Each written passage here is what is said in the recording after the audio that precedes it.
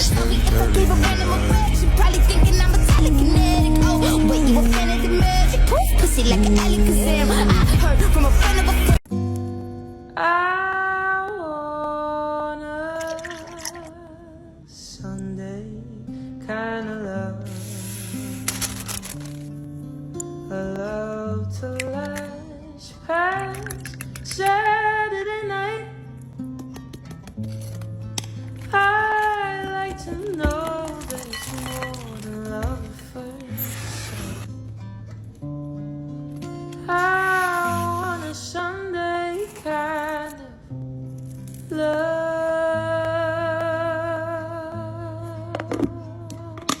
I think we're all needing a bit of love to get us through these January blues, so these are my 5-ingredient jam cookies, perfect for a little weekend baking. I've been making them for years.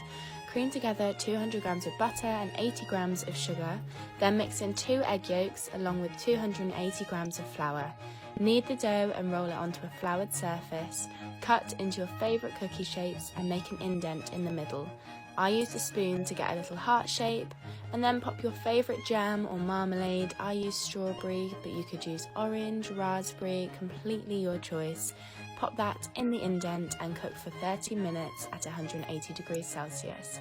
Sit down with a loved one with a cuppa and a cookie and just go easy on yourself. If you want more sweet recipes like this that you can make with the family or friends, then hit that follow. Enjoy!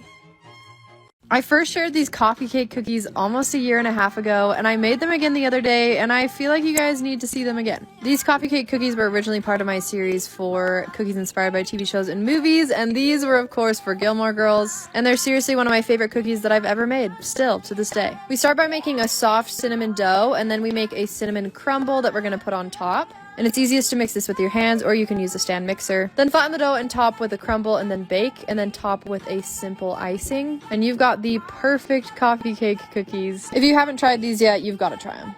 Hey guys, let's make these brookies, a hybrid between a brownie and a cookie. This recipe was inspired by the amazing Anna Polyview. She made these brownie sandwiches on her IGTV, and it just looked insanely delicious. I had to recreate it. You want to start by microwaving 100 grams of chocolate with 50 grams of butter. You should end up with a really smooth and glossy chocolate mixture. In a mixing bowl, you want to combine 1 egg and 75 grams of caster sugar, then beat it for about 10 minutes until it becomes really fluffy and pale. Sift in 25 grams of plain flour, 1/4 teaspoon of baking powder, and a pinch of salt. Then just pour in that chocolate mixture and mix everything together. For the best results, you want to let this sit for about 10 minutes before you pipe them into cookies. To pipe your cookies, you want to use a round tip nozzle or just cut a hole in your plastic bag.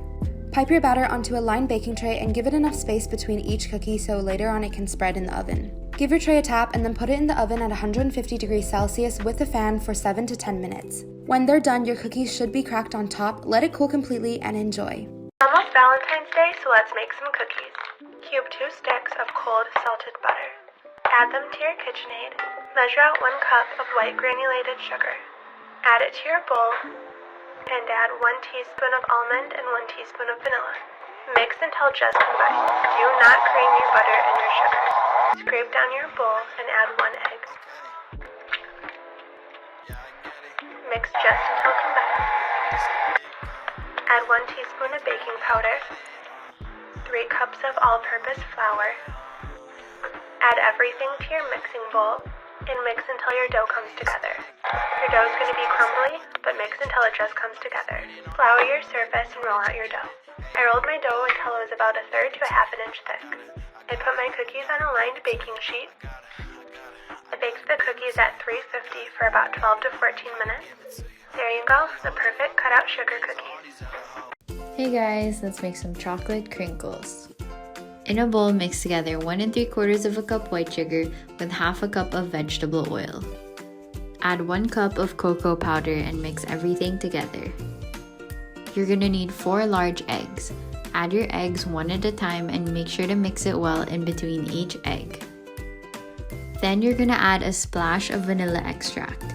If you want to be exact and measure it, it's about 1/2 teaspoon. Mix everything together and then switch to a spatula. Sift in 2 cups of all-purpose flour with 2 teaspoons baking powder and 1 teaspoon salt. Just fold everything together gently until you don't see any more dry bits of flour. Cover it with some cling wrap and chill it in the refrigerator overnight. Make sure to preheat your oven to 175 degrees Celsius before you start scooping out your cookies.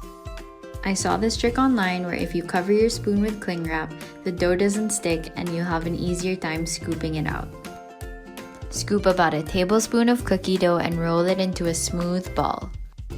Make sure to coat it really well in some powdered sugar, then bake it at 175 degrees Celsius for about 10 to 11 minutes. You want to slightly underbake these so they're nice and fudgy. Let me know if you try it out. Thanks for watching. Car rides to Malibu, strawberry ice cream. 1 spoon for 2 and trading jackets. Laughing about how small it looks on you. Watching reruns of Glee, being annoying. Singing in harmony, I bet she's bragging to all her friends, saying you're so unique. Strawberry cheesecake cookies.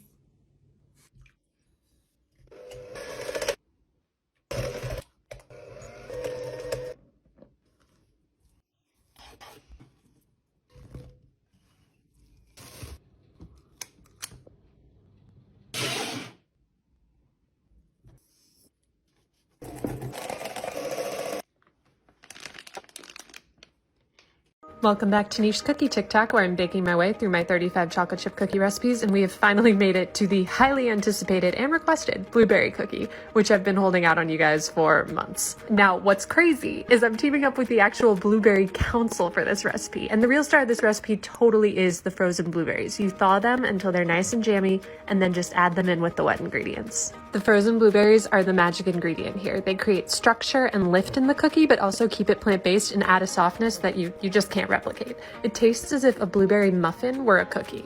I mean, if you've seen my blueberry pancakes or my blueberry muffins, you know I'm a huge fan of making things naturally blue. So frozen bloobs are a staple in my kitchen, and even if you aren't baking with them, they're like nature's like little tiny popsicles. And can we just like drop a comment to let the Blueberry Council know that we are blueberry stands here? And the recipe is linked below.